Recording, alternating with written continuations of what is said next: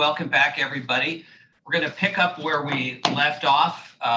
Ryan had just done a really good overview of all the different applications and benefits of base level engineering. As I mentioned, from floodplain management to hazard mitigation planning, management, et cetera. And speaking of hazard mitigation planning, I'd like to introduce our next speaker, who is Shanene Thomas. Shanene is a hazard mitigation planner here at FEMA Region 6. She's got over 18 years of experience in the emergency management field, along both federal and state government. She reviews local, state, and tribal mitigation plans, provides technical assistance for all the hazard mitigation plans, instructs EMI courses, is involved in various efforts to improve emergency management across the agency. What also I have found out recently, and is fascinating and learning a lot, is a sheet from her. Shanene is also the tribal liaison for the mitigation division. She helps out the tribes in understanding the functions of mitigation, including mitigation grants, the NFIP, and risk map efforts that are build capabilities here in Region 6 tribes. And I think there's 68 of them, right? Yeah. 68. Now, I did ask her if you had a free trip anywhere she would go. I love her response, and I'm ready to head off with her. It was anywhere with a beach. So you forgot the first part. Which was? Anywhere cooler. Cooler than Texas. That is true. That is true. That is true. So I think by the way you answered both of those questions, you won't be coming to see me in Arizona. No. Yeah. No. We have sand, but that's not the type of sand. Not the right beach I need to be on. All right, I'm going to pass it over to you now. All right, thank you. So good afternoon, everyone. Today, I'm going to take a deeper dive into some of the hazard mitigation components and some of the community planning components that were spoken about previously. You see the agenda up here. We're going to touch on some of those hazard mitigation planning requirements that BLE can help solve, and then we'll go into some scenario planning, and then I'll end it out with a few benefits from the planning perspective. Next. So to start off here, we have some hazard mitigation planning requirements, and on the left side of the screen, you'll notice that there is a list of pieces that are requirements in the hazard mitigation plan. And then on the right, you'll have a map here. So if you can consider yourself currently in this this community that is presented here, and we are all here together in a hazard mitigation planning team meeting to help develop the hazard mitigation plan. So previously, before base level engineering, this community actually did not have a firm, nor did they have any flood data. So if they were meeting, let's just say 5 to 10 years ago, and they were trying to determine the location of flooding and the flood hazard, they would have not known any of this information. They could have relied off of previous occurrence information that they might have had in newspapers, etc. But the actual map, if they were to pull it up on any of our resources 10 years ago, it would not have displayed any flood risk. So the base level engineering presented here shows the location of potential flooding. And as you can tell, that's a lot of flooding and a lot of deep flooding. So you have a large extent here. Here off to the right of the screen in the legend, you have the color-coded legend that shows like less than 1 feet, 1 to 2 feet, all the way up to greater than 5 feet, as indicated by the dark red. In hazard mitigation planning, we consider the extent of a hazard, not a spatial extent per se, but we consider it as the depth or measurement of that particular hazard. So for flood hazards, that depth component, including that legend, would help the community and would help the plan meet the extent requirement when it comes to the flooding hazard. As you can see, there's a few areas that are noted by the little house, or I should say courthouse looking building kind of in the upper middle. It is in a high risk area. The middle icon is a pharmacy, and that one is in a higher risk area. And then the little siren indicated towards the middle, kind of off to the right quadrant, is the emergency services area.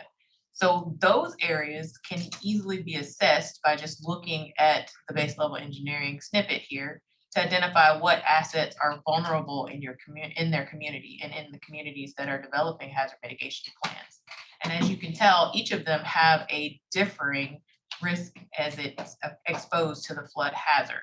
So when you take that information and you're talking within your community, there are strategies that you can develop to help mitigate those specific sites. And in general, you might not want to do the same action that you would do for that courthouse that you would do for maybe the emergency services or maybe even the pharmacy. The pharmacy is completely in the red area, which indicates that there's a potential for more than 5 feet in that pharmacy. So if that pharmacy is considered a critical facility or is the only pharmacy in the community, what can you do to potentially protect that particular site from the flood risk? Or it might be an opportunity to implement an activity for relocation. As we know, a lot of the communities in Region 6 and across the United States, they have historical sites. So if the pharmacy is an old pharmacy that was around when the community first was built, is it an option to relocate it? And if it isn't, then knowing that that flood risk is a potential of greater than 5 feet of water in the pharmacy, you could maybe consider elevating it or clearing out that first floor and only having it as maybe an open space. So there's options there when you look at site-specific actions. If you go to the siren icon, that is kind of in the middle. I put it on close to the road. And if you are thinking about emergency services, you have your fire department, police department, etc. And if they are attempting to respond to some of these events, they're going to have a hard time getting in and out of there. The route, that main highway that goes through there, it has a potential flood depth of anywhere from 3 to 4 feet, all the way up to 5 feet if they were going to the northeastern or northwestern side of the town. So those are some ways that just looking at one map can indicate what exactly is going on when it comes to the location, extent, and what vulnerable assets are in the community. You can also determine what actions you can do. And if they wanted to rebuild a emergency operations center or emergency services complex, where could they go? As you can see, that northeastern component and quadrant of the picture displayed here, that's no flood risk demonstrated. You might say, okay, well, we want to relocate there. We want to build a new site there. And then when you go into that action priority component, you might say, okay, well, the fire services, it's a little less of a risk versus the pharmacy. So we might want to go ahead and figure out what we can do to mitigate the pharmacy first versus the fire services and emergency services. So one map is providing so much information, whereas a few years ago, the data was not available, and they would look at their community just by taking a snippet of this area and say, oh, we have very minimal flood risk from that creek that is in the lower quadrant of the picture. Next. So speaking of scenario planning, here's another situation where if you are in the community and we build upon that fire services and emergency services component, in the top left, that map there is just the base map Google pull, and you don't really see a risk. You're like, okay, well, this is where I am. And the star indicates the location that we're going to focus on. You take our firm data from the NFHL, you go down to the lower quadrant on your right, and you have a small indication of risk, but no one really knows exactly what's going on. They might consider, oh, yeah, we are in a flood risk. We're in a high risk area. Okay, not a big deal. They might think, okay, it'll rain. It'll wash off, no problem. Well, that star actually indicates a ranch. And the ranch has many, many, many cattle, many, many different assets that are not only family to get their economy and support their family. It also has a FHA program that runs out of it. The school often uses them in conjunction with some community service and other services that they provide. So if you have some of the students from the high school out there one day and it starts to rain, you go up to the top right corner and you're like, oh, look, based on the potential 1% flooding that we're going to get this year, it doesn't look that bad. We could still probably go ahead and rescue them if there's any evacuation needs, etc. Okay, the road, if you look at the road's still elevated, looks like it's elevated. So you might only get 1 to 2 feet of water, so it might be passable. But if the National Weather Service is like, yeah, this is not a 1% annual flood type event, we've got the 0.2%, and you might want to get out of there.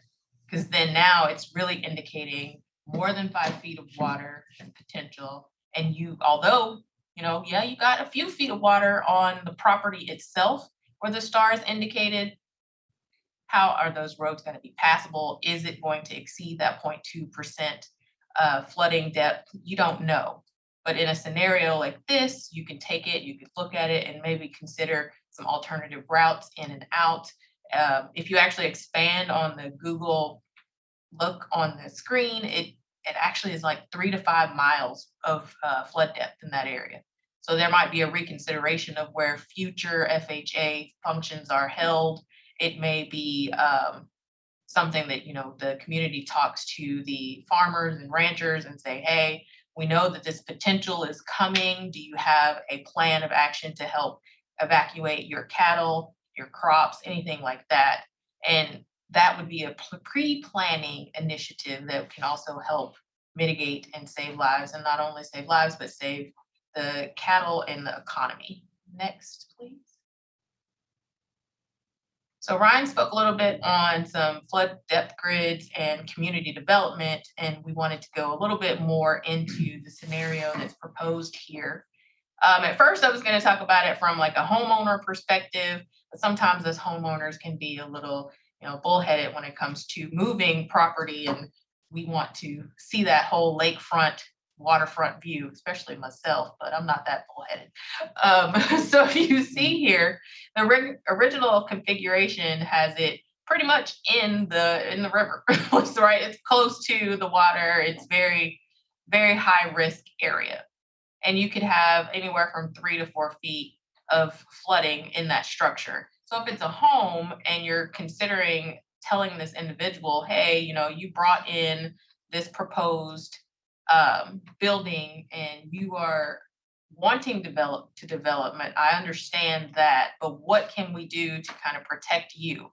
And you can look at it from a perspective of their insurance.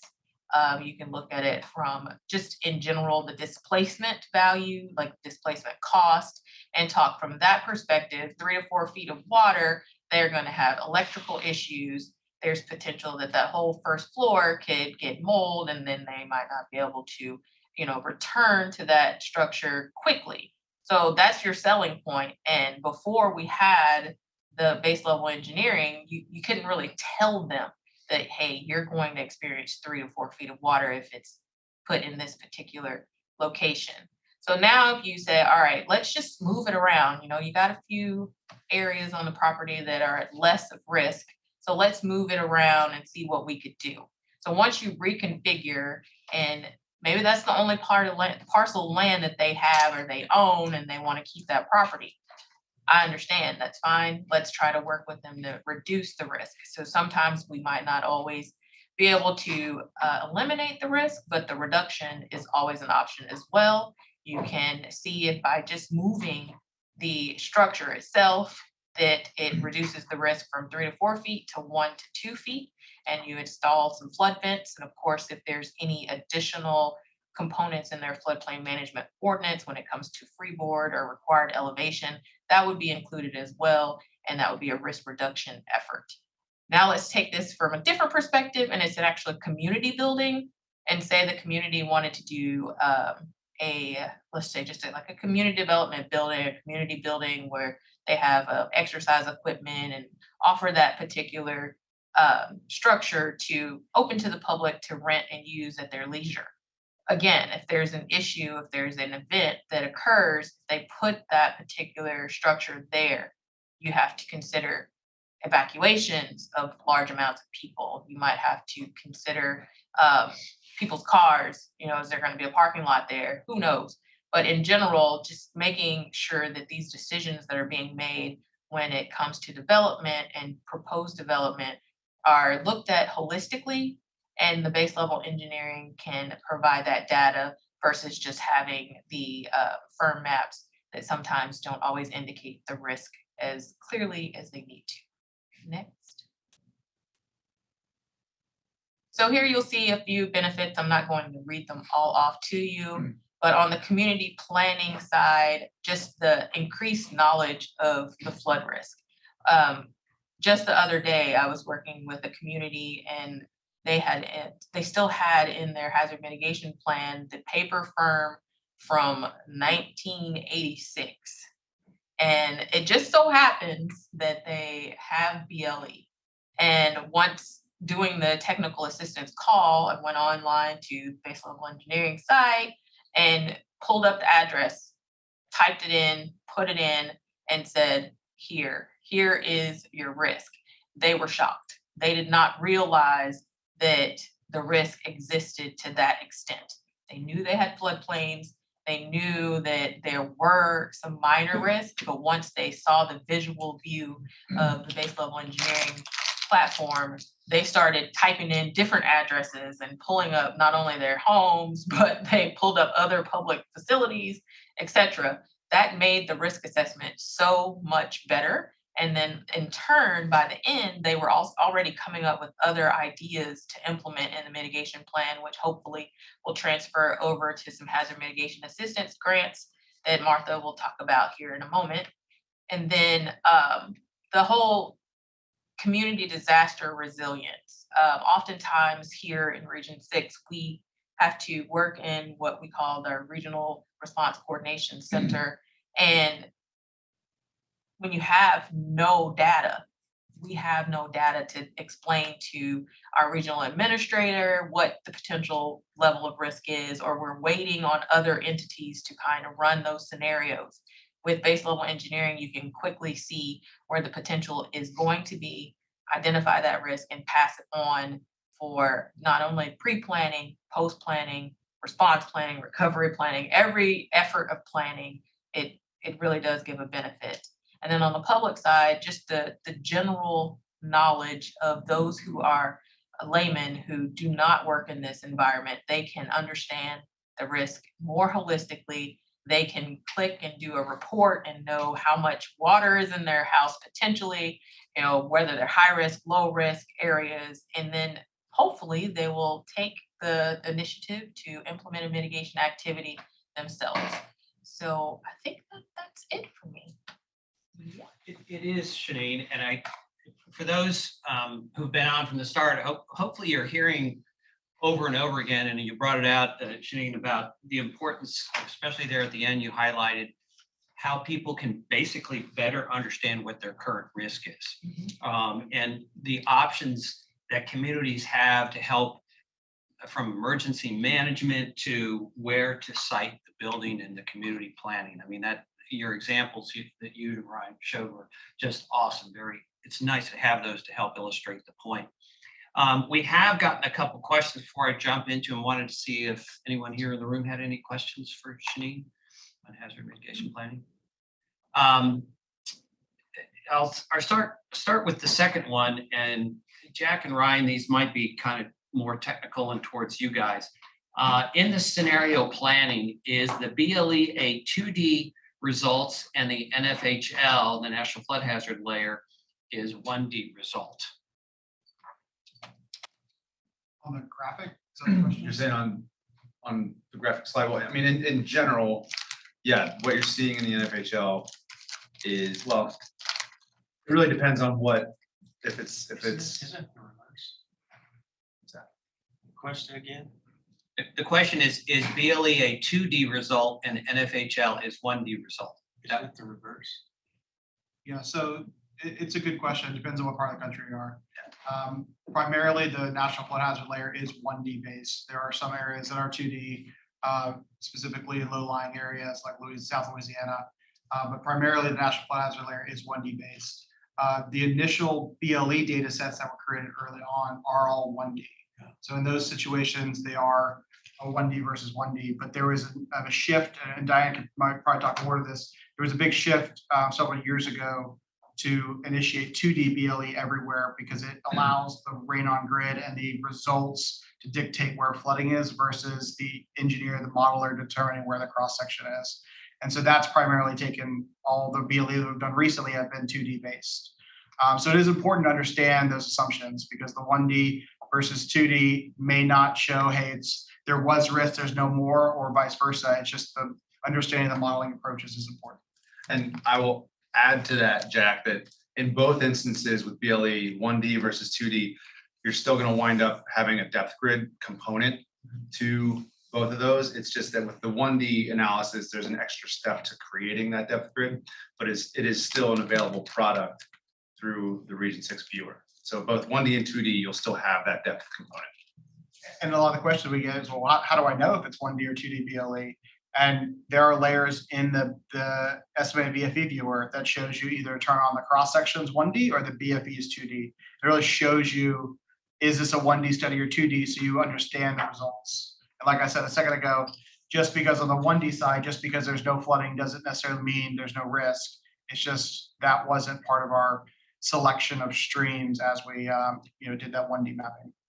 Okay.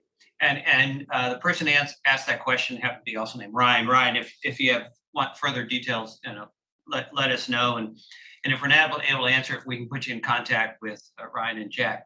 One other question from somebody said, so how well integrated is HAZUS data? You're right that being able to pre-identify risk and especially critical action facilities are relative to risk is very important for RRCC reports.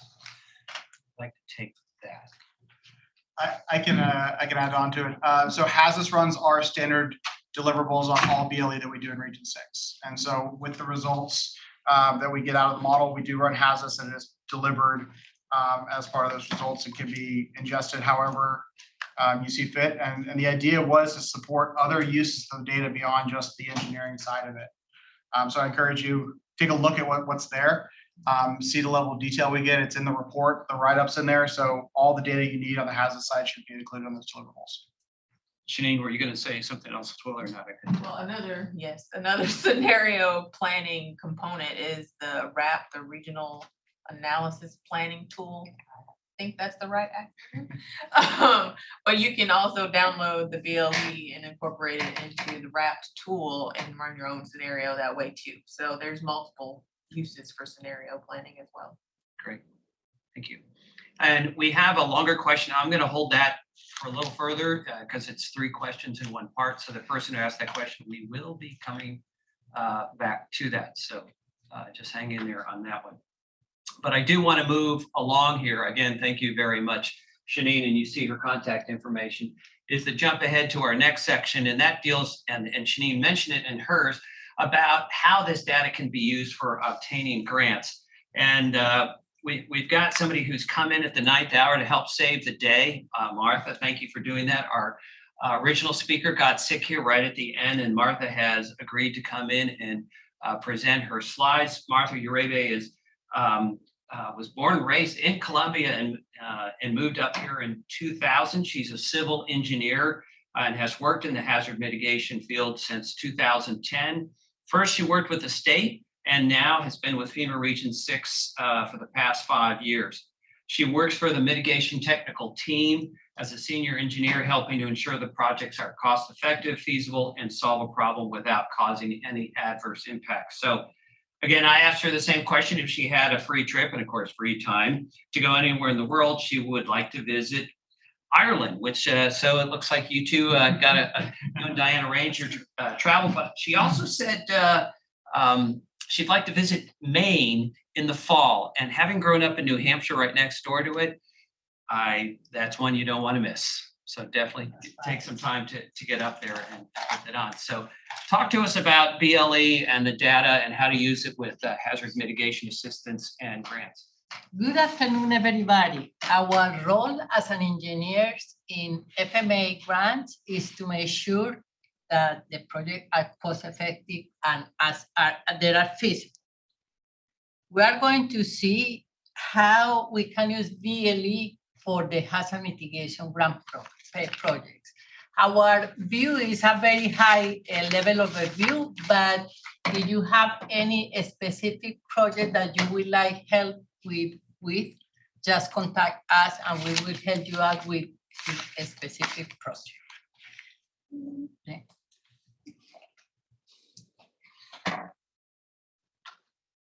These are the guidance and policies that we follow for flood mitigation projects. The first one is the Executive Order 119088. It's a regulatory, and it determines if the project is in or out of the floodplain. Then we follow the 44 CFR Part 9 that outlines the policy, the procedures, and the responsibilities to implement and enforce EO 11988. Also, we follow 44 CFR Part 9 and 7 that outlines the procedures, how to. And then one that is very important, that is the FEMA policy number 104A2, that guidance in the use of available flood hazard information. This policy guides regional program staff, all the GFO people, state, tribal, local official on the use of available flood hazard data information when making mitigation and recovery decisions. Next, please. Now we are going to see when we can use BLE in HMA and when we cannot. We cannot use BLE just because BLE is not a regulatory. We cannot use BLE to determine if an action proposed is located in the special flood hazard area or in the 0.2% for critical facilities. We cannot use BLE to determine whether proposed action will be affected by the floodplain, the 1% or the 0.2% for elevation in critical facilities. But BLE has so many uses for us in HMA because the first use that we have seen so many times is to determine a base flood elevation for an unnumbered zone on an effective map that has a corresponding BLE.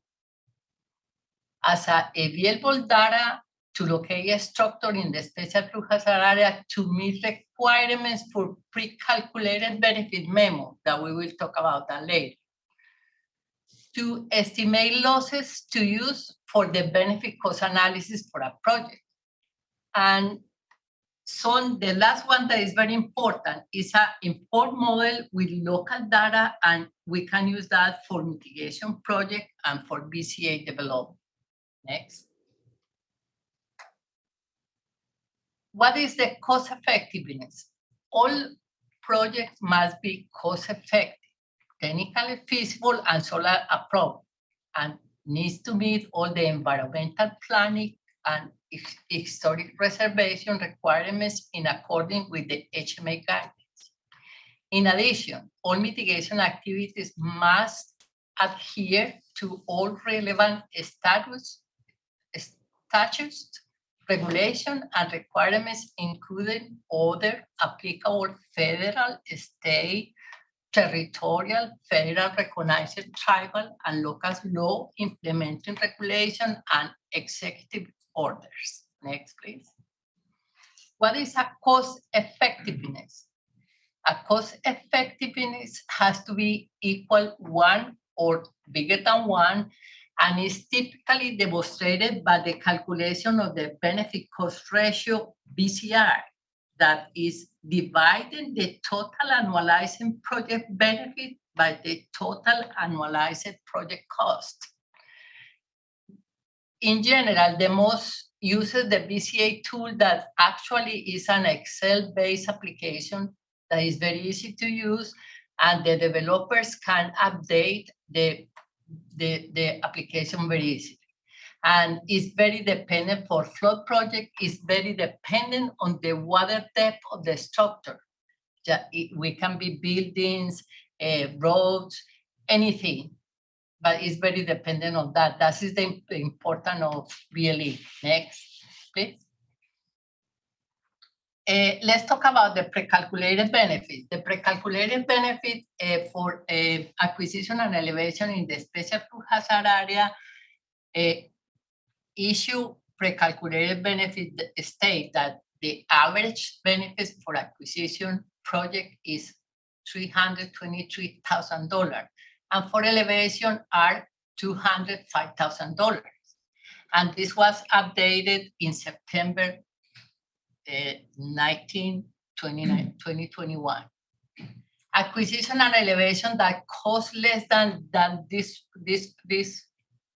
pre-calculated benefit, but needs to be located in the special flood hazard area on the flood insurance rate map or based on the base available data are considered cost effective. Here is the importance of the BLE, because there are so many structures that are outside the special flood hazard area, and we weren't able to consider that to use the pre-calculated benefit. And if they are inside the special flood hazard area on the BLE, we can consider that for the pre-calculated benefits. The pre-calculated benefits apply to all grant projects, to new application, pending or select for further review projects. Also, they can be used to evaluate cost overrun or project or scope of modification for projects that I already applied and needs to run a new benefit cost analysis. Next, please. Let's see some real world example that this is the film for Calcasieu. And we can see that there are a bunch of houses that have been experiencing big losses in the last hurricane that affect them. And they were outside the special flood hazard area. Pre-calculated benefit doesn't apply for them, and there is nothing that they can do. But they knew that the BLE was coming. Next, please. Once the BLE was published, we can see that all of them are in in here we can see the 1% and the 0.2%. All of them are inside the special flood hazard area. Next, please. And see, all of them are inside the 1%. And then if the cost is correct, we can apply the pre-calculated benefit to all those houses for elevation and acquisition. Next, please. This is another good example that when we cannot use BLE, because remember, BLE is not regulatory. And this happened like 2 months ago. On the left side, we have a house that this project was for individual safe room. And we have a house and the location, the area wasn't mapped.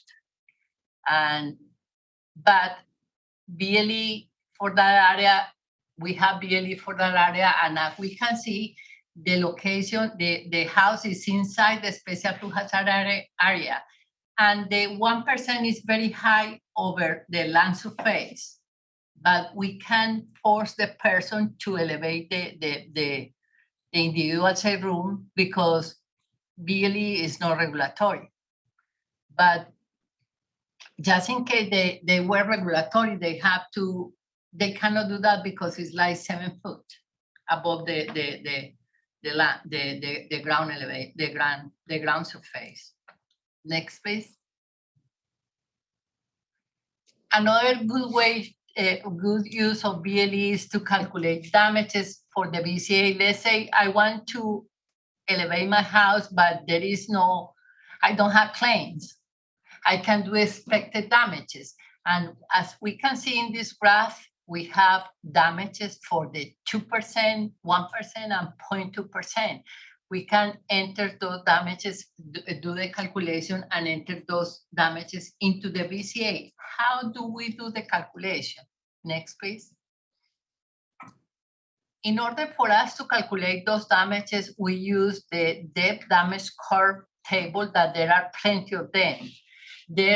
We need in order for us to use those tables, we need to know the type of building that is residential 1 story, not a residential 2 story, mobile homes, plenty of commercial, etc. And we need the type of building, and the most important, we need the depth of flood at the structure. And with those two values, we can calculate percentage of structural damages, percentage of content damages, and we can calculate displacement for a particular structure. And we can enter those damages into the BCA. Next, please. Another good, I think this use is very excellent for BLE, because we have plenty of drainage projects in HMA, and the BLE can be used as a skeleton model that can be easily be refined with local information survey to meet engineering needs. Next, please. Next, and now for planning. Here we have several houses that can be acquired or elevated, and before they didn't have any map, but now with BLE we can see that all those houses need to be elevated or need to be acquired. But sometimes the city doesn't want to do acquisition because it's hard for them, because they are going to lose those taxes, or people doesn't want to leave the neighborhood. And maybe to buy those houses, all those houses, is very expensive. Maybe it's cheaper to do a big drainage project that will benefit a bigger area. And that is a good way to use BLE.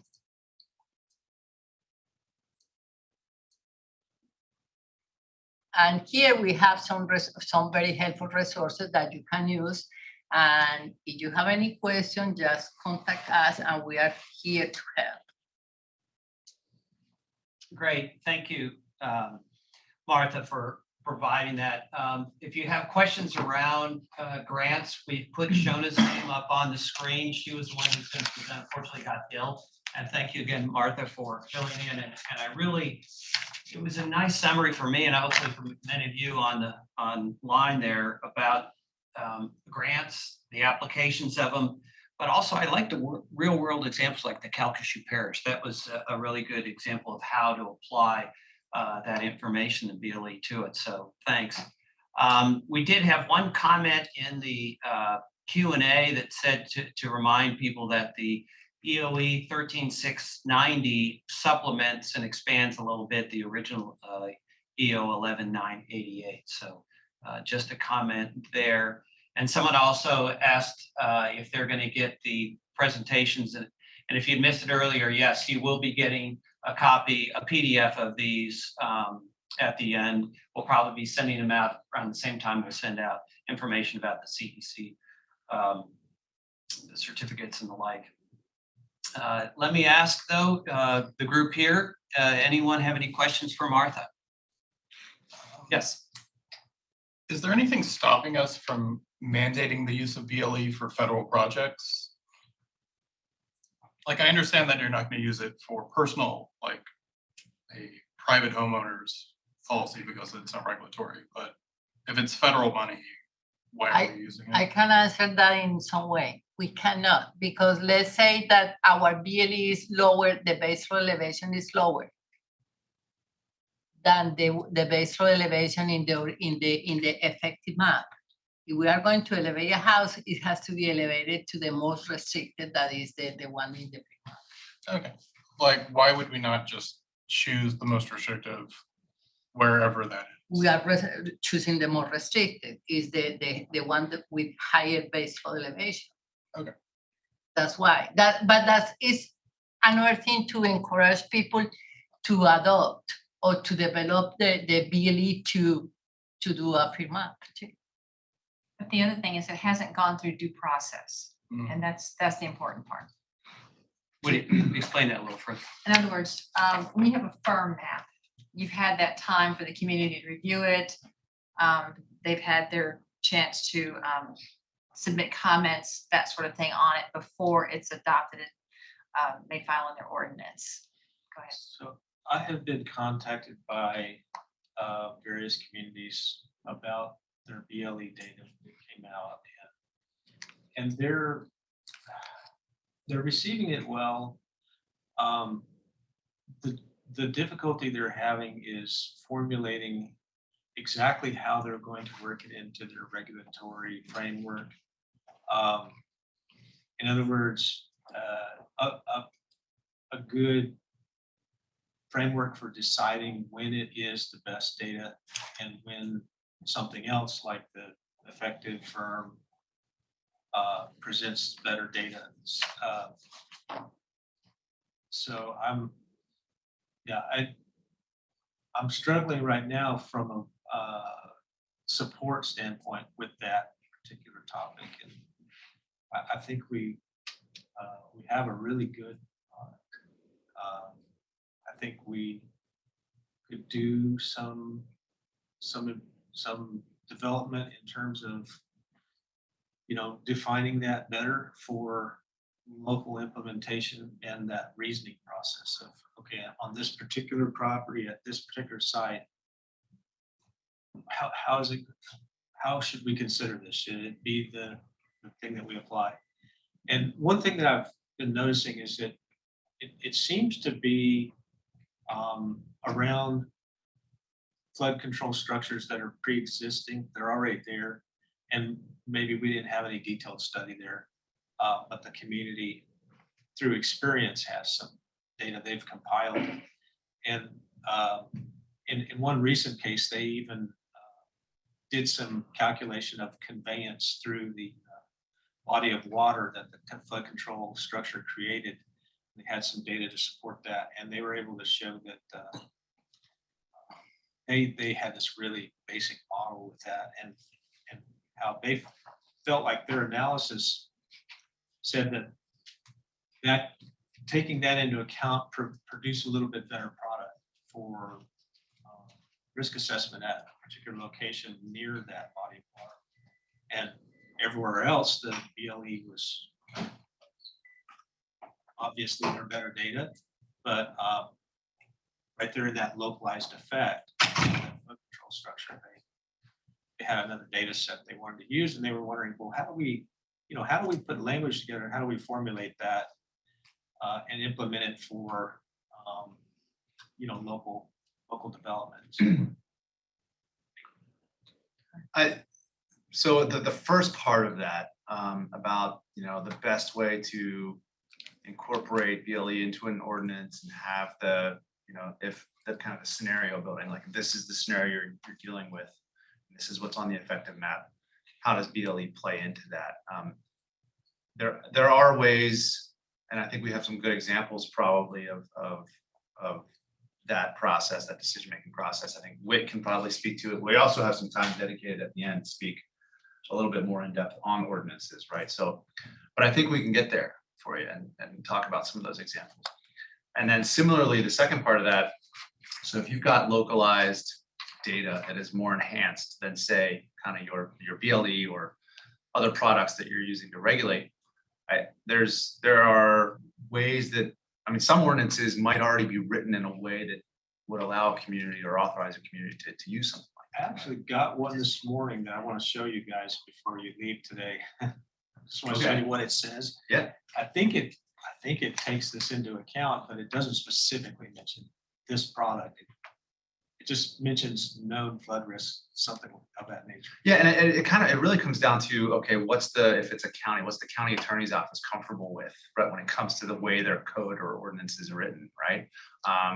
Or what kind of public comments do we get about it, and how do we take those into account once it comes time to actually updating the language itself?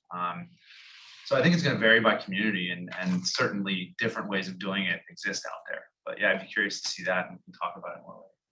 Yeah, and I'm gonna, Whit, if you can unmute yourself, you will be talking somewhat about ordinances, but since it's fresh, and we just had another one pop up in the Q&A, because I think Diane and Martha and Ryan, others, there may be a little confusion or whatever of regulatory versus I can't use it in a flood ordinance because it's not regulatory. So I think there's a little confusion there. I don't know, Whit, if maybe you can combine what Brian was talking about to what Terrell is asking in the Q&A. Are you on, Whit? Yes, I am. So, okay, now I see the answer, the question. So Diane mentioned that this is not, it hasn't been available for the same level of review by the public that the effective mapping has been through. And this, you keep that in account. There is nothing to say that you have to take the base level engineering data. You can take the areas that are most appropriate based on your experience and say, this is what we would like to incorporate into our local regulatory floodplain. These are the areas, always using the restriction that if there is underlying effective data, that the most conservative portion of the effect of the data, it should always guide development.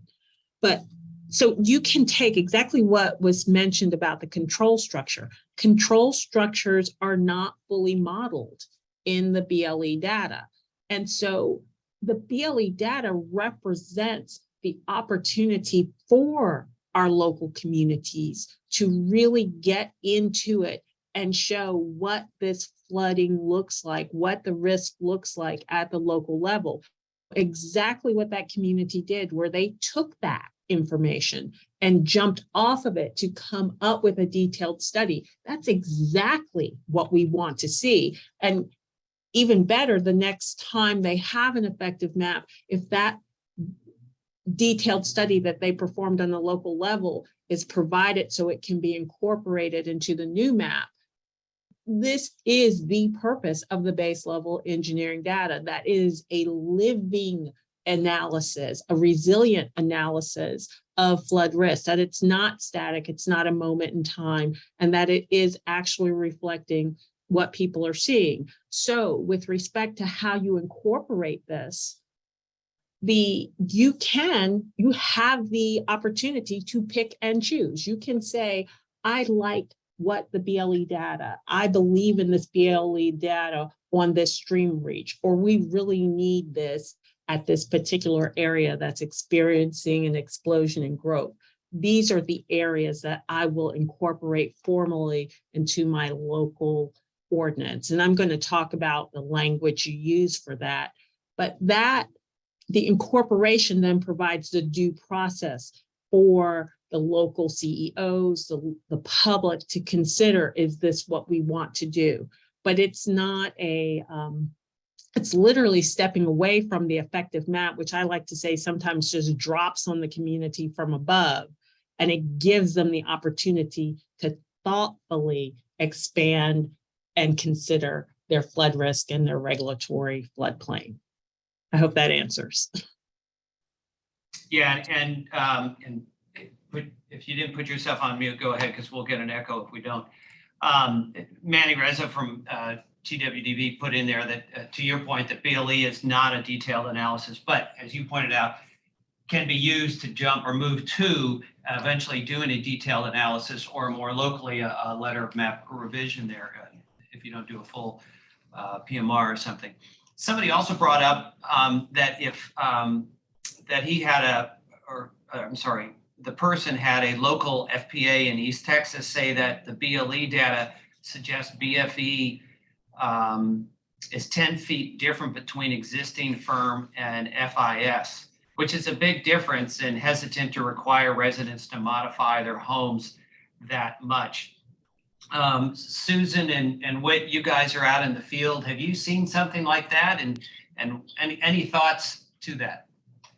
This is Whit again. Yes, we have a case where we see differences on the 5 to 10 foot level. And fortunately for my community, it's actually going the other way. It's taking it down because they were extrapolating from a detailed study across a river. So they and they believe this is more representative. But in a situation, we also have seen where it's higher, not as high as that 10 feet.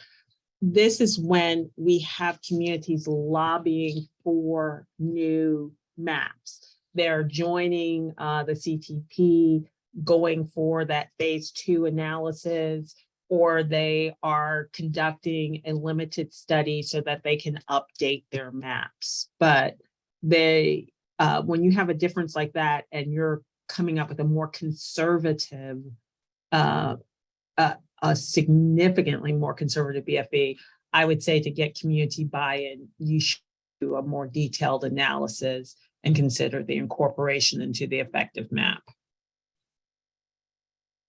Yeah, and Manny pointed out also that that could be a result of the LiDAR data, which is just recent, right, Diane? You guys ran a whole lot of recent LiDAR data versus an old firm that had USGS 30 DEMS or 5 to 10 foot contour maps. So that could also be part of the reason for that. Ryan, were you going to say something? Only to the extent that just looking at BLE, the data set itself, and you pair that with effective data and other sources of data, it's one source of available data. And I know that the one piece of this that I don't think we've covered yet is how that applies in Zone A areas.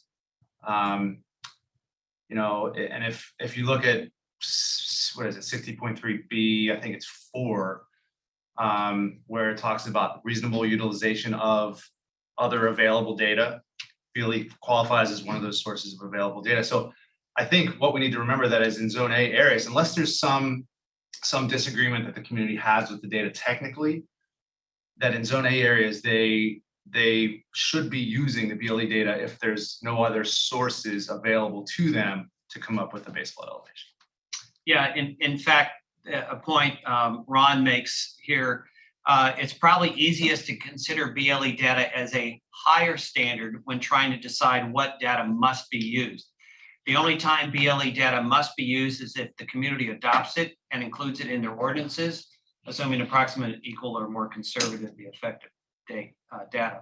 So thank you, Ron, for that added point. So up next is Jack Young. He's a professional engineer specializing in flood risk analysis and management. He's a member of the Compass team and has 14 years of experience supporting the mapping program in FEMA Region 6. He's been actively involved in the development and education of BLE since its inception. So another great BLE specialist that we have here in the room.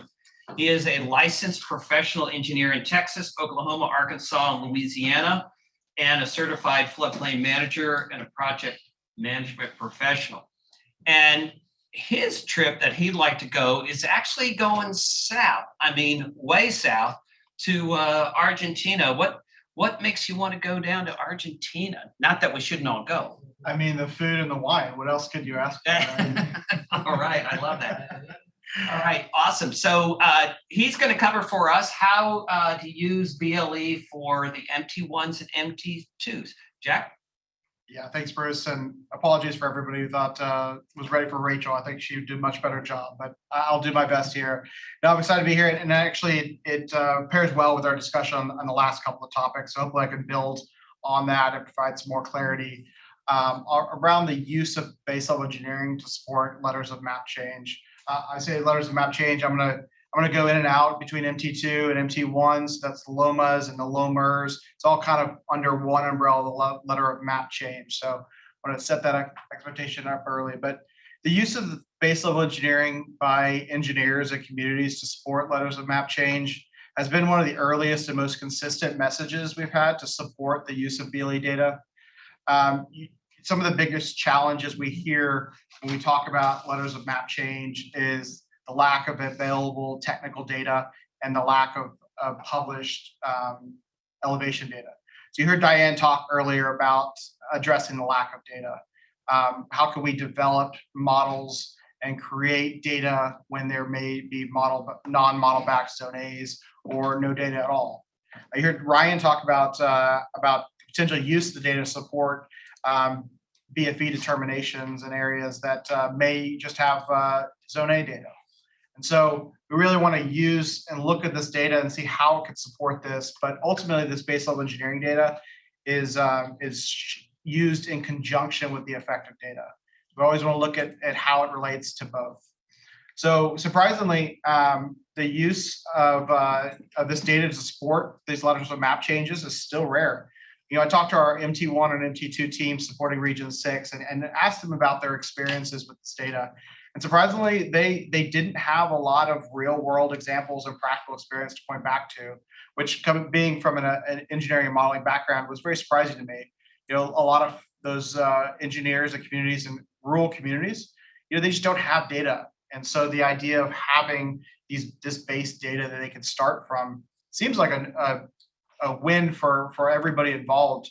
There's still an opportunity there to make sure that these local officials, these engineering practitioners and communities are available understand the availability of the data and how it can be used to support responsible development.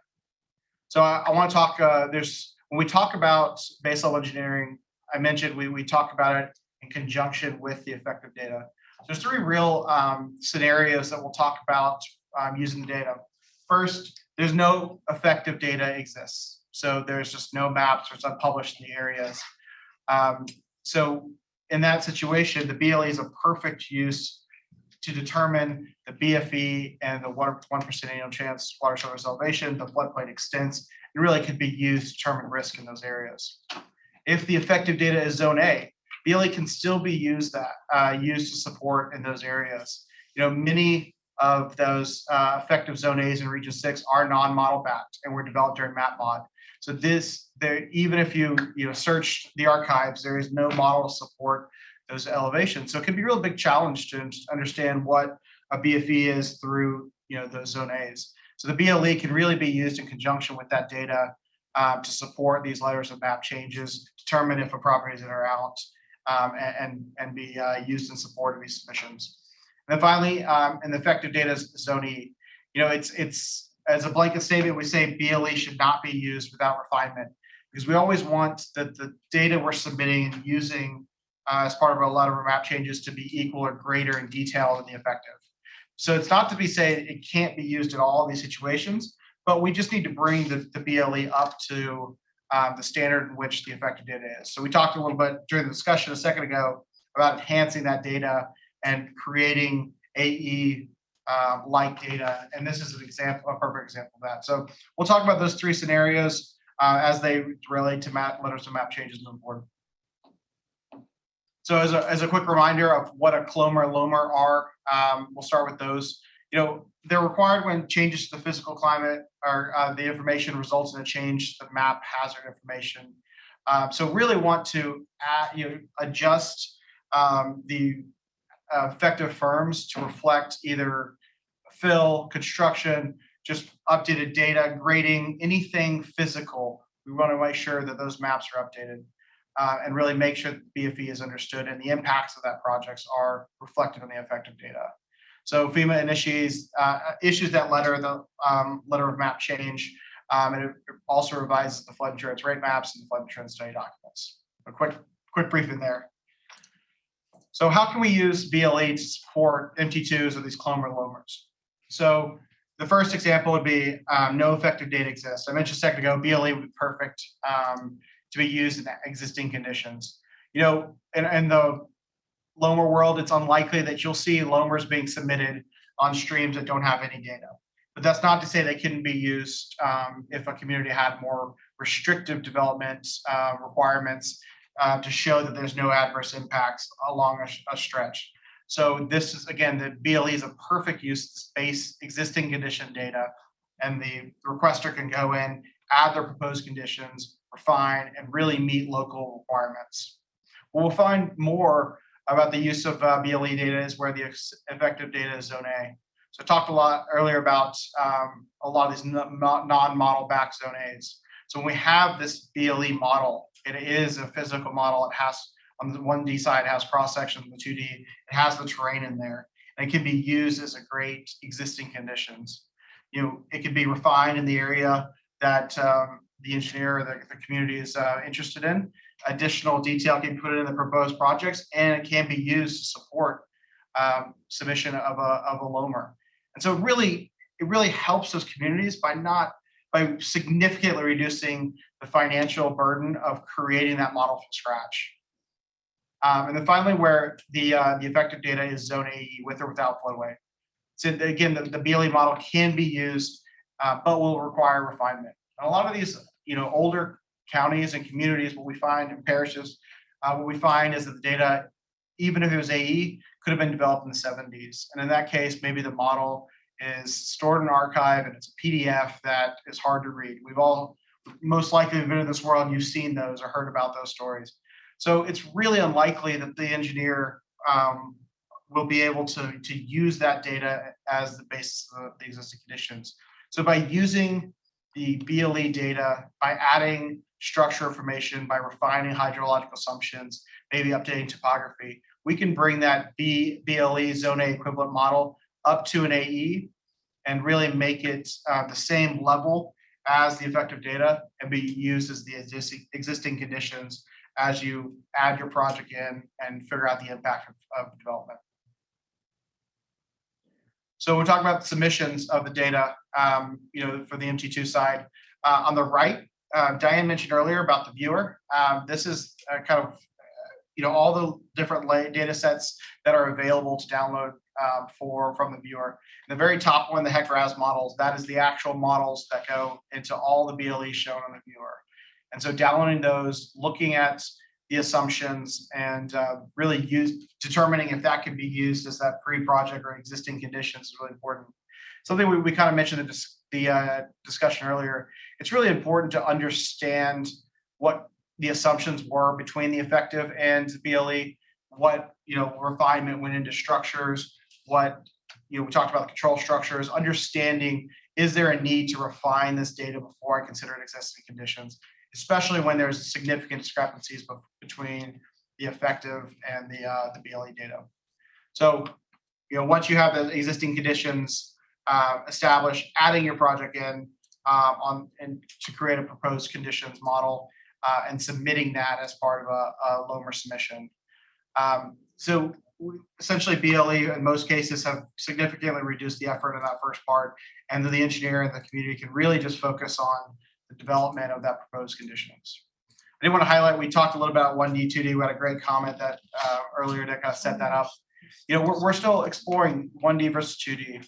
When we talk about LOMRs and CLOMRs and submission of this data, the 1D side is pretty straightforward. You can add cross sections, add structures. What does that look like on the 2D side to support future conditions, proposed conditions, adding refinement into the terrain, and how does that data get submitted and updated by the MT2 team? And that's something that honestly hasn't happened yet. So it's theoretically, it can happen, but we're still trying to figure out, what does it look like and how does that executed when people start taking this 2D data and submitting it back to FEMA. Final one last thing on the MT2 side, FEMA really discourages just communities from taking models as is and submitting them as a revised existing conditions model as part of a LOMR. They really want some kind of refinement enhancement if it's going to be part of LOMR. If a community does want data that exists, like the BLE data as is, to be reflected on the firm, that's a really good opportunity for the community to engage with the region and talk about, is there an opportunity to do more of a larger PMR or county-based update? So LOMAs, quickly touch on LOMAs. So LOMAs are the non-technical side. When a property is on natural ground and above the base flood elevation, but it's inadvertently shown within the special flood hazard area. So LOMA just removes, it removes the flood insurance requirement from the property itself, but does not change the maps.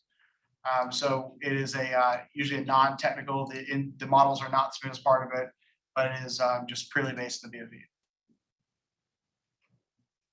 So it seemed like this would be an easier case, right? We can use the BLE to say, am I in or am I out? But when you start looking at it in conjunction with the effective data, it gets a little more challenging.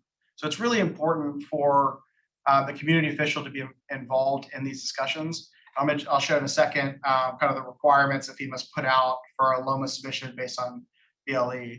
But we see that primarily this is used, LOMA submissions, BLE is used for LOMA submissions in area where there's zone A effective, again, non-model back, so that it's really, really challenging to establish a BLE in those areas without significant work and the modeling side.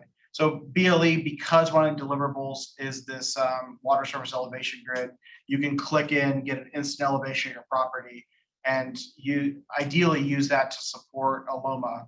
But in practice, like, it's really important to understand if the property is in the effective versus out on the BLE, or vice versa, if they're both out. It's really important to understand it, because at the end of the day, the effective data is still the effective data, and it should be considered in use of this BLE. So in those situations, working with floodplain administrators to understand, is the BLE data better data, and can we use it? Do we have a way to support the submission of this data in conversations with FEMA is really important. It certainly can be used even if it's out of the effective, but it may take a little bit more paperwork. So on the MT1 and the BLE side, this LOMA submission, this is from FEMA has on their website. They have BLE and LOMAs, and it walks you through everything you need. There's really great resources out there. And so, part of the LOMA submission is this map of the property, elevation information. So that's developed from finished floor elevations, low station grade. That's from surveyors. And then this EBFE flood risk report, that's where the BLE can really plug in to these this LOMA submissions. And the graphic on the right is directly from the BFU, estimated BFE viewer. You click, hit report, and it generates that report that can be used to support LOMAs, shows you elevations, shows you mapping in relation to the property specific. So, but in order to do that, I mentioned we really do need a letter of acceptance from the FBA. We want to make sure that the local floodplain administrators support the use of this data as the best available data for this specific property. So it's really important that those the residents engage with the FBA for this submission. And just to mention, there's a LIDAR LOMA program, which we won't get into, but it's used to support in certain situations. If a property is clearly out, and instead of a resident having to go spend significant money to pay a surveyor to establish a low station grade, LIDAR could be used to support that. So in those situations, if LIDAR is used for the elevation and BLE is used for the BFE determination, the financial risk on those homeowners can significantly be decreased. So overall, this just kind of talking about future. I talked at the beginning about the rarity of use of this data. So I think there's a lot of opportunities that as this audience, as everybody involved, or talking to communities, or talking to engineering practitioners, how can we get out in front of it and really talk to them about the uses of this data and start the conversation? We've done a lot of outreach on this, but it's really not resulted in a lot of uses of the data like we thought it would. So that's even more opportunity for us to say, like, let's use this data. Let's figure out how to better break through these communities. And I think as there's this big transition to 2D, there needs to be more discussion internally about how do you use 2D BLE to support letters of map changes, letters of map revisions, and really understand how is it going to work, how does models are going to maintain it. And I think we're all learning this together. And then as we start to see momentum, can we get some case studies? Can we use successes from our individual communities to show that there is a path, this data can be used? We feel like it's a lot, if you can show somebody, one of your peers using the data, it gets through a lot better than us experts telling you can use it. And then finally, continue to engage the MT1 and MT2 teams. They see this data come through, they're getting directive from FEMA, and really making sure that as the use of this data grows, we're all consistent about how it's to be used and how the regulatory side is going to work. Great, thanks, Jack. I like how you ended it, that there's a lot more we can be doing with the BLE data, especially applying it to the LOMAs, the MT1, MT2s. Quick questions that want to come back to that started at the beginning. and since you're up in the batter's cage here, what are the calibration validation process for published BLE data? Is there such thing? Yeah, good question. So primarily it is a validation off of the gauge data that's available. We try to use as much public data as possible. So gauges, if the records are long enough, we try to use that. On the 1D side, so we'll take a regional regression flows, compare them to gauges, and then see if there's a need to apply a factor to the regression equations to bring those in line with the gauge analysis. On the 2D side, we also use the gauge, but really try to look at both peak and duration to make sure that the volume within the 2D models are accurate. And then obviously there's a quick just kind of gut check with the effective data if available to make sure that the results aren't wildly different. We're not using it to suggest like we need to adjust it, but because the whole intent of BLE is to validate some of the effective data. But we want to understand like if the data is significantly different, can we explain those differences? And when they review the data, download and review the data, is there a way to report if there's any discrepancies that they see between BLE and the field data? I don't know if that's how they would know that, but You're saying, can a community report? it says when a user downloads and reviews the data, how to report if there are any discrepancies between BLE and field data. Field data in terms of, I guess we'll just make an assumption, but yeah, absolutely. I think it's a conversation, right? I mean, Diane, this is a starting point for discussions, and certainly the intent is to enhance it. So those discrepancies in field data, you know, we're doing this from our computer, and we're using the best available LiDAR and all the data we have. But if there is more data that can be used to inform, to enhance, that's the next step. And actually, that was the last person's question is around that. But how often is BLE updated? In other words, if new terrain data becomes available, if USGS releases new versions of land cover data, how often will FEMA be updating their BLE data? I think I can answer that right now, but nationwide, FEMA, all the regions are looking at producing 2D BLE everywhere. So for us, we have to complete doing that 2D everywhere before we go back and refine the ones that may have had somebody spotted here or there. The other thing is we have a lot of 1D, which we mentioned earlier, that we know working with our partners, the CTPs, that those 1Ds will need to be redone in 2D at some point. So it's important we get everything covered first, and then we'll come back and do them in 2D. But we always are looking for, you know, if there's refinement, that's what we ask communities to do when the next stage comes, that it is base level. So that refinement would come in the next phase of it if they're moving forward with. All right, this leads us into our next poll question. Again, if you want CECs for CFMs, please complete this. Let's go ahead and put up the answer. Move along. Let's see. A couple people said just A. A few people said B, C, and D. The actual answer is A, B, and C. D, the coverage is smaller in width and shape than zone, is not the correct answer. You do not want to use it at that time. So thanks everybody for completing that. Hopefully you understand why that is.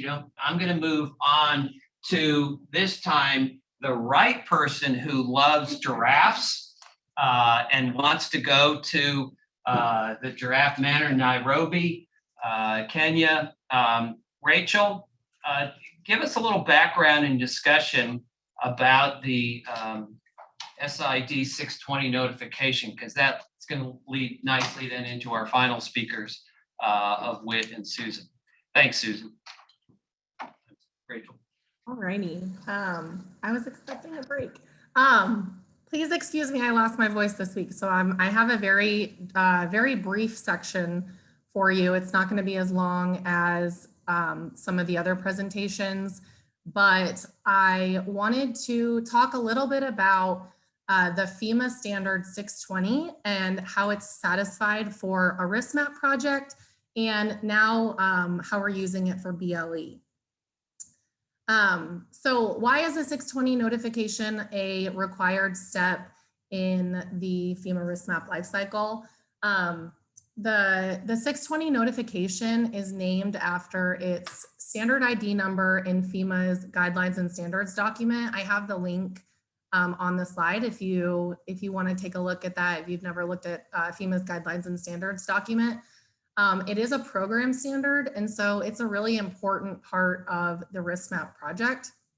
So in the document, SID 620, standard ID 620, states that for a FEMA risk map project, FEMA must provide a written notification to community CEOs and FPAs that explains the selected modeling, why it's appropriate, and provides that 30-day window for the communities to provide comments.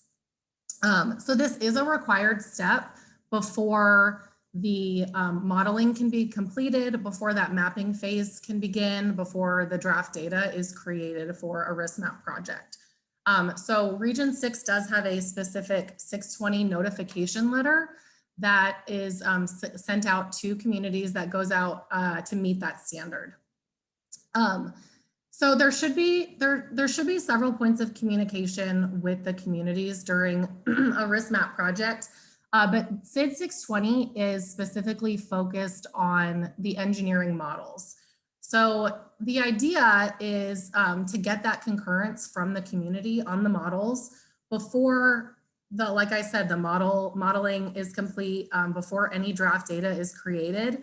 That way, if there's anything that the community has or wants to incorporate, maybe they have an alternative method to provide that FEMA doesn't have. We're still at the beginning of that project, and changes are going to be easier to make and would cause kind of less of a delay of a project if we do need to make any changes. So the goal of this 620 standard is that this touch point with the communities really gives them the chance to provide any information that they have and limits any delays in the project, because everyone is aware at the beginning of what methodology is being used. And so that's where the 620 FEMA standard comes in and where the notification letter requirement comes from. All right, next slide. So SID 620 for base level engineering, typically, and in the past, BLE was completed in the investment phase and still is to support that discovery phase, to help identify those future project needs. And I know Ryan mentioned in his section, it's really for identifying those areas it could be used to identify those areas for an enhanced study. So the graphic I'm showing here, it shows, it has the beginning stages of that risk map life cycle. You can see BLE is typically done in the investment phase, but the SID 620 requirement doesn't appear until the engineering and modeling phase. So what was common in the past was, really that BLE model would be used as a base model to enhance, that model and to provide, to get a more detailed modeling that would then move forward into a mapping update.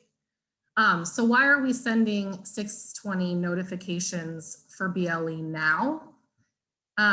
So what's different? So over the last 4 to 5 years, BLE has evolved in that it's now being developed as ready to incorporate directly onto a firm. It's being developed as, Zone A regulatory ready. Like I said before, it was that base level data. It was used for detailed model enhancement. It was that conservative guide to determine where our flood risk is. And now, it's being developed to go directly onto a firm as that Zone A floodplain. So in the updated BLE guidance, I'm trying to think of where you can find it. I know it's on RMD SharePoint if you have access to that, but so the Region 6 updated BLE guidance is saying now that we send out 620 notification during BLE development, even if it occurs before the discovery phase, just in case it ends up on a firm. And then we have that step checked off the list for our risk map project. All right, next slide. Okay, so now I'm just going to talk about the actual notification letter. So I'll do a little summary of the letter, and then I'll talk about just the mechanics in the next letter if you're actually going to be drafting up a letter. So one of the main purposes of sending the notification letter to the communities is for their awareness. You know, they're the ones that are managing their communities, their floodplains. They want to know when FEMA is making that big investment in their community. And, you know, like I said before, ideally we're talking to the communities throughout the project. And the more that FEMA and the community can discuss in the beginning, the smoother the project goes, you know, maybe the less likely for appeals later on a risk map project, and everyone's on the same page about what models are being used, what's being incorporated into those maps. And so this is really an opportunity to discuss the project with the community prior to that modeling being completed. Excuse me. Another important aspect of the letter is to communicate that a regulatory mapping update may not necessarily be imminent. FEMA is letting the community know that they're doing BLE, and it's possible that it will end up on a firm. And if it does, then, you know, FEMA will follow up with the community about the area that's potentially going to have a firm update, and then they'll be contacted about setting up a discovery meeting. And then the letter also talks about how if BLE is not going to move forward to a mapping project, you know, at least in the near future, then the community may decide to adopt the BLE as best available data, which is what we're talking about in this, you know, in this workshop. And then lastly, the community will have, you know, that 30-day window to send comments, and then all the information is in the letter on who they send comments to, you know, what date they can send comments and all that. So, and then there's also a letter template on RMD SharePoint if you have access. If you want to see a copy of it and don't have access to RMD SharePoint, feel free to reach out to me and I can share it with you. And then, so the next slide, I'm going to talk about kind of the mechanics of the letter, and then that is going to be it for me. If you're going to be drafting a letter for a BLE project, one of the most important things is to confirm your community contacts. So if you're sending a letter on behalf of your BLE project, you need to be confirming those community contacts, your CEO, your FPA. We all know those can change anytime. Our rule of thumb is if that confirmation happened outside of like 6 months, it's outdated. So you want to call the communities, confirm who the letter is going to be sent to. Some of the important points of contact in the letter, I'd say the main point of contact is going to be the FEMA risk analysis project monitor for the area that BLE is going to be in. All the official comments will be submitted directly to the FEMA Region 6 project monitor. The letter also talks about if the community has any questions about you know, the appropriate flood ordinance language, then to either reach out to the state NFIP coordinator or the FEMA compliance specialist. So those are also two important contacts listed in the letter. Enclosures. There are 2 attachments that FEMA would like to attach to the 620 notification letter that can be found on FEMA.gov. The first is a fact sheet on when to use base level engineering. This goes into detail on how and when you should use BLE if it's available. And then the second attachment is a how-to on how to use the estimated base flood elevation viewer. And then the most important attachment to the letter, what the communities are really going to be looking at, is the proposed engineering models summary table. This will give the community information on which flooding sources are being studied, what type of hydrologic model, is it regression equations, is it HEC-HMS, what type of hydraulic model, and then the rationale for why those models were selected. And then so that's going to be the information that the community is really looking for and commenting on. And then lastly, just CCs, if you're, like I said, if you're drafting these letters, anyone that you think would be important to include or be informed on the development of the BLE. You know, you want your community FPA, you want your state NFIP coordinator, you want your state CTP coordinator, your FEMA project monitor, your compliance specialist, and then anyone that you think is important, you know, to get the letter and know about the BLE project. So that is it for me.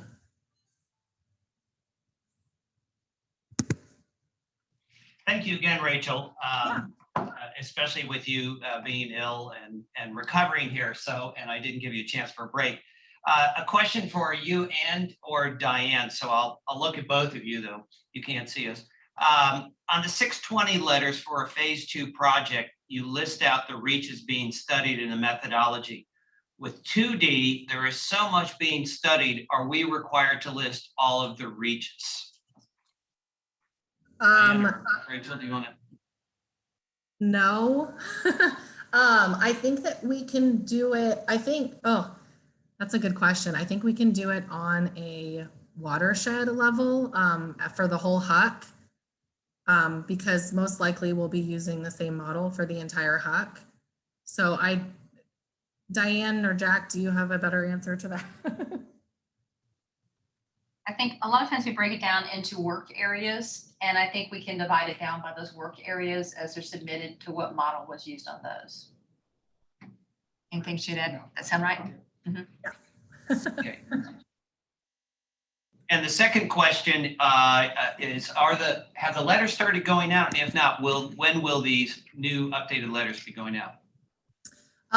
For BLE, I think we just sent our first 2 BLE projects recently. And I know the region is working on retroactively sending BLEs that have already been done. And so, you know, I think this is a new process that we're implementing and that we're working through. And so though, you know, as BLEs are now being completed, we're working on sending out those notification letters. Great.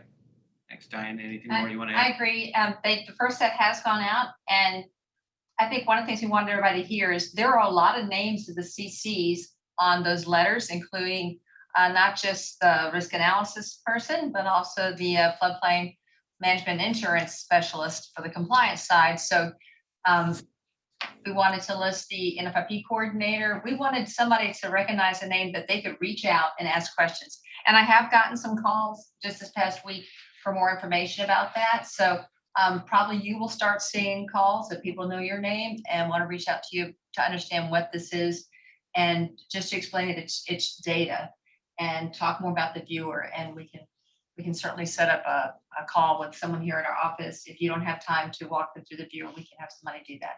Great.